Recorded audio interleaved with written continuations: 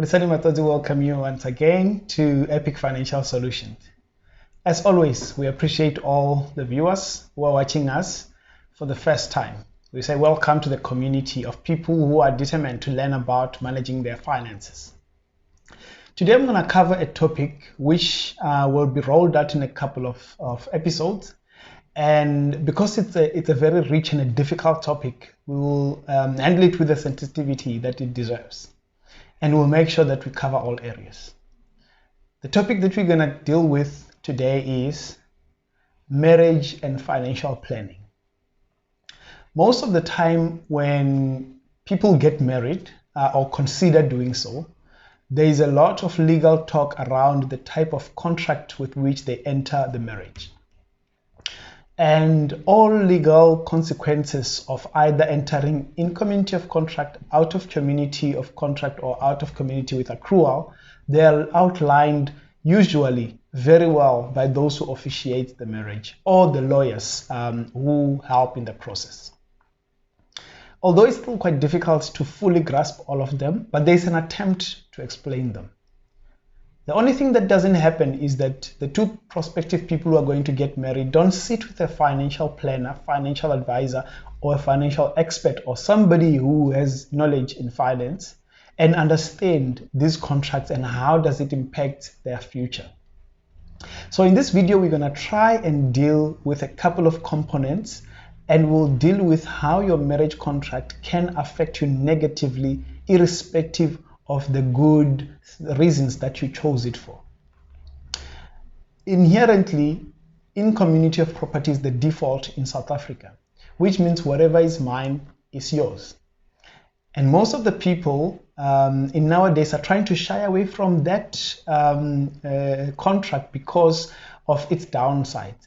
Downsides being that whatever debts the other partner incurs, they become yours. And at the death of your spouse, the whole estate must be wound up, and it must be divided into two between the living and the one who just passed away. And then from there, the law of succession will apply to the 50% of the person who passed away. And if they have a will, then the will be looked at.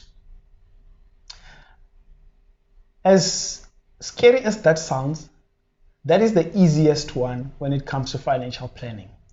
Now, coming to out of community of property and out of community with accrual, the consequences of managing your finances while you are in the marriage become a bit more serious. If you are married in community of property without any accrual, meaning that you have a contract which simply states what is mine, what is yours is yours. There is a lot to cover here, but I just want to caution those who are intending to get into that type of a contract and those who are already in that contract and they are managing their finances. The first important thing to notice is that when you are in out of community of property, unlike in community of property and out of community with accrual, you don't share your assets at all under no circumstances. And the biggest thing here, and I'm cautioning ladies knowing that in this day and age, even men decide to be stay-at-home. But for those ladies who will decide to be stay-at-home moms and they are married under the out of community of property contract, I just need to caution something and make sure that you sit with your financial planner, you sit with whoever does, who helps you with these things, and you have a candid conversation with them, because those ladies who choose to become stay-at-home moms need to be aware of the following. Firstly, at the dissolution of your marriage, if you have been a stay-at-home mom for 15, 16 to 18 years, you probably don't have a good pension set up for you. And under this contract, you don't get anything out of this marriage simply because the assets don't mix. If you are in community of property, you get a share of your spouse's pension and all the other money that they have. If you are married out of community of property with accrual, then the equation is slightly different. The person who's a stay-at-home will not have a pension. They will not have any financial security that comes with holding a job and having a job history and continued development and their qualification and things like those. But at the dissolution of the marriage, what happens is that the two estates, that of the spouse and that of the individual concerned, they are looked at, and any appreciation that happens post the date of marriage is then determined, and whoever has a lesser estate gets to partake in the assets of the other one.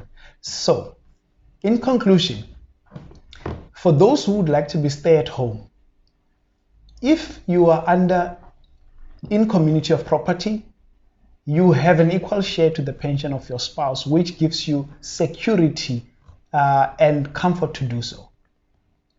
If you are married out of community with accrual, you will get a portion or a share of your other spouse's income if it had appreciated since the day of marriage and it's now more than what you have accumulated during the marriage. So the protection there, it's slightly limited, but it's there. If you're married out of community of property, there is no chance at all that you will be able to share in on the pension of the other spouse. And we're using pension here because pension will be the biggest pool of money that you will tend to when you turn 60 or above. There's many other things that you need to consider with the decision not to work. One of the obvious being that the partner who's going to work is probably paying for the house, it's probably paying for the cars, it's probably taking the kids to school. What that means is that at the dissolution of your marriage, either by death or divorce, what is going to happen is, in community of property, you will have a share of the house and cars and all the assets that that person has paid for while you were married. In out of community of property with accrual, it means that you're going to still get to a point where the two estates are looked at, and whoever has an estate that appreciated more than the other will have to give a share to the one with a lesser estate. And then the last one, when you are out of community of property, the spouse or a partner who's staying home raising kids doesn't get to have any claim on the cars, on the houses, on the pension of the spouse, on the furniture and property, and every single thing that the other spouse can clearly demonstrate that they paid for while you were staying at home. So, although when the marriage is good and the money is there, it's easy to make a decision to stay at home and raise the kids, which is not an easy thing to do. I commend those who do it. But please, bear in mind the type of contract you're married under and make sure that financially you are aware of the decisions that you're making. This is just one component we have dealt with in this video.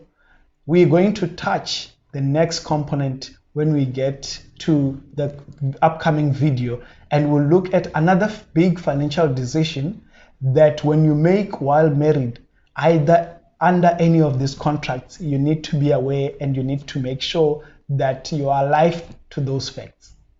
This is Surisani Matodzi bringing to you epic financial solutions, financial advice, and tips that will matter in the long term for your life.